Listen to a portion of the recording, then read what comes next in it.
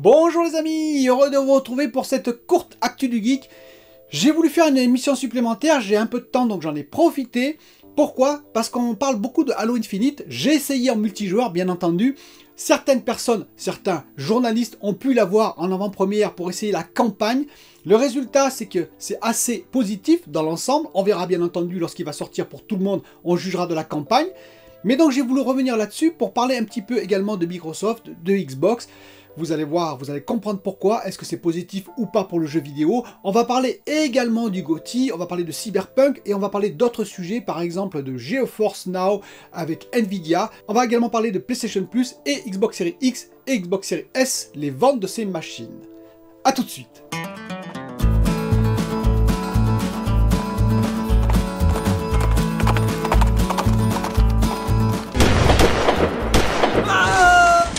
Alors pour commencer, on va parler tout de suite du PlayStation Plus. Il y a une offre actuellement, le PlayStation Plus, vous savez, c'est pour pouvoir jouer en ligne sur les consoles PlayStation, en particulier la PS5, mais également la PS4 et la PS4 Pro.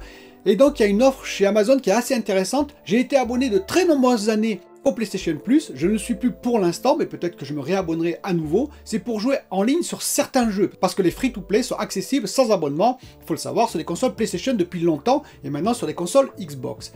Mais par exemple, il y a certains jeux qui demandent à être abonné, par exemple Tezo, j'ai joué à Tezo pendant longtemps, vous savez, Elder Scrolls Online, et donc il y avait besoin d'un abonnement pour pouvoir y jouer, un abonnement PlayStation Plus. Et donc c'est assez intéressant parce que là, il est à moins de 4 € par mois, 39,99 € par an sur 12 mois, 39,99 € au lieu de 59,99 €. Donc, ce n'est pas, attention, une communication commerciale, je le précise, hein, ce n'est pas du tout sponsorisé. J'ai vu ça, j'ai trouvé ça intéressant pour ceux qui sont intéressés, qui ont une PS5 par exemple. En plus, sachez qu'il y a 2 jeux offerts par mois. C'est toujours intéressant, ça fait 24 jeux dans l'année. Sur les 24 jeux, vous en trouverez quelques-uns qui vont vous intéresser, j'en suis persuadé, donc voilà. N'hésitez pas à aller voir ce lien, je n'ai pas de lien affilié non plus. Petit chiffre intéressant sur la Xbox Series X et Xbox Series S. Visiblement, d'après des spécialistes, la Xbox Series S se vendrait très bien, autant que la Xbox Series X. Alors je vais dire une chose tout de suite, c'est logique, hein, puisque la Xbox Series X, on a du mal à la trouver. Mais ça veut dire que quand même, il y a des gens, ok, qui se rabattent sur la Xbox Series S, ou des gens qui ont le Full HD, par exemple, comme j'ai expliqué, un écran Full HD, pas besoin d'une Xbox Series X, la Xbox Series S marche très très bien. Et donc il y a pas mal de gens qui ont acheté la Xbox Series S, ce qui prouve que cette petite machine est en train de prendre auprès des joueurs, ce que j'avais dit depuis longtemps. J'attends juste maintenant la réduction de prix que j'ai annoncée depuis longtemps et qui pour l'instant officiellement n'arrive pas, hormis quelques offres exceptionnelles. Donc les deux machines, on estime qu'elles ont été vendues entre 7 et 8 millions de consoles contre à peu près 13 millions pour la PS5. Bon, c'est évident que la PS5, on savait qu'elle marchait très très fort. La Xbox Series X et la Xbox Series S, c'est quand même un joli chiffre. Sachant qu'en plus, bien entendu, on a beaucoup de difficultés à trouver la Xbox Series X, plus encore que la PS5. On verra, on suivra les chiffres, bien entendu, sur l'année 2022. Petite news très intéressante que j'avais annoncée depuis longtemps, ça a été confirmé, c'est que le GeForce Now va arriver sur les télés LG, les modèles 2021 pour l'instant, c'est-à-dire C1, G1, etc. Le GeForce Now va arriver dessus sans avoir besoin, par exemple, d'une Shield Pro TV. C'est très important. Alors actuellement ça va être du 1080p et en 60 fps, donc après il y a l'upscaling qui est fait par le téléviseur, qui est quand même moins bon qu'avec une Shield Pro TV, c'est important de le noter, surtout si vous avez l'abonnement RTX 3080 à 200 € par an, je le précise. Mais quand même c'est un début, c'est-à-dire que grosso modo ils vont travailler dessus et probablement qu'ils vont proposer mieux dans l'avenir. Le système sera d'ailleurs peut-être proposé également au C10 et au C9, au modèle antérieur LG. Ça vous permettra donc de jouer dans l'avenir avec une manette, simplement, sans un boîtier externe, et directement à tous vos jeux qui sont sur le GeForce Now, et bien entendu que vous avez payé. Passons maintenant directement au petit débat que j'ai avec vous. Alors tout de suite, pas la peine de mettre des commentaires incendiaires. J'ai vu sur ma dernière vidéo, évidemment, comme d'habitude, c'est parti un peu en live. Alors il faut savoir que maintenant, je vais sucrer un peu tous les commentaires qui sont de ce style-là. Ça ne sert à rien de s'insulter. Il y a une personne qui met un commentaire, vous pouvez répondre normalement, ce qui a été le cas d'ailleurs. Mais après, c'est parti en eau de boudin, comme on dit. Et excusez-moi, chez moi, ça ne passe plus maintenant. Donc je vais supprimer le type de commentaires qui sont insultants. Ça ne sert strictement à rien. Ni pour faire avancer le débat auprès de moi, ni auprès des gens qui lisent les commentaires, ni entre vous, puisque vous êtes déjà convaincus chacun dans votre position, et ça ne changera rien. Donc c'est pas la peine d'alimenter ce type de commentaires indéfiniment. Je pense que ça ne sert absolument à rien, on passe à autre chose.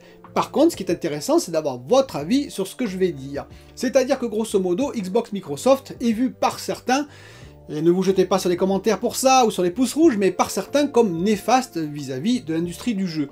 Il y a eu bien entendu des polémiques sur d'anciens studios qui ont eu des problèmes parce qu'ils étaient intégrés au Xbox Studio en l'occurrence.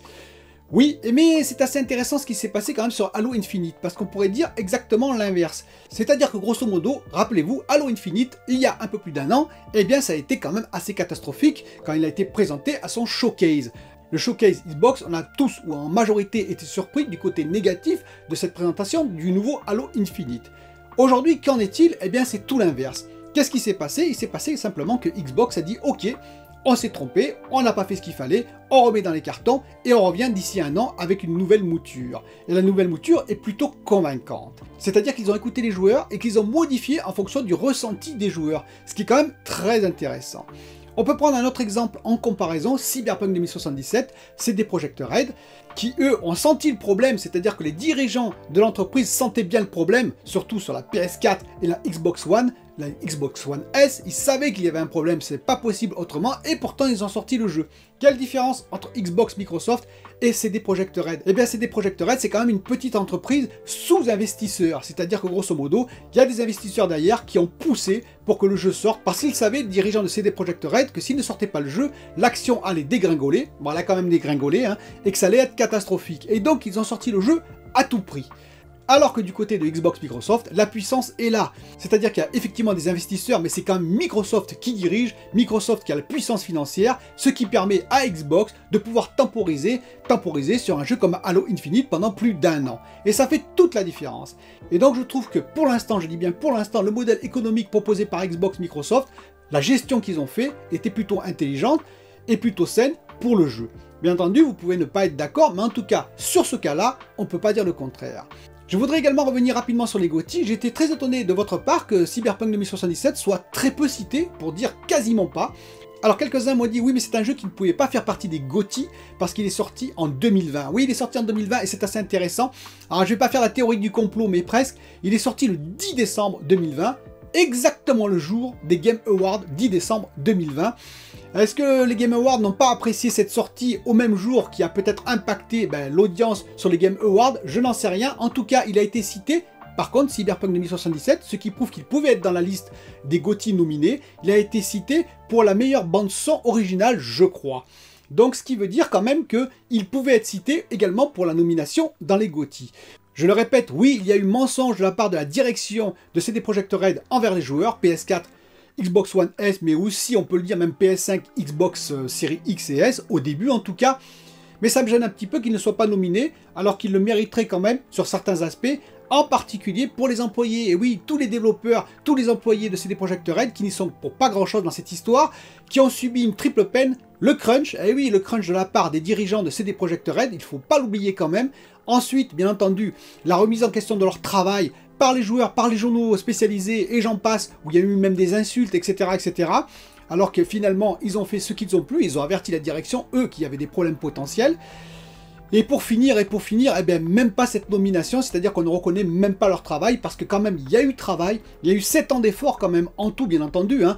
Il y a eu 7 ans d'efforts, il y a eu 700 personnes qui ont travaillé sur ce jeu. Au point de vue esthétique, graphique, quand même, il y a certains aspects qui sont très novateurs, également dans le jeu. Bien entendu, il y a des aspects qui sont beaucoup plus mauvais, je le répète, ça aurait mérité au moins une nomination parmi la liste des GOTY. Même pas, ben écoutez, tant pis, je peux le comprendre, hein, je peux comprendre que beaucoup de joueurs ont été déçus, et aussi que des sites spécialisés n'en voulaient pas, mais je trouve ça quand même un petit peu dommage, parce que ça pourrait remettre en question des projets très ambitieux. Je vous rappelle qu'il y en a un qui était juste énorme, ce projet, pour se dire finalement on va dépenser moins d'argent, on va se concentrer sur des projets beaucoup moins ambitieux, parce qu'on prendra beaucoup moins de risques, et finalement ça nous rapportera tout autant à la fin, voire plus. Donc n'hésitez pas à répondre en commentaire sur les sujets que j'ai abordés, c'est toujours intéressant d'avoir vos avis, des avis calmes et posés et intelligemment exprimés. Et surtout, n'hésitez pas aussi, si vous passez par là, à vous abonner, ça me fera extrêmement plaisir. Et moi, je vous dis à très bientôt pour une nouvelle vidéo.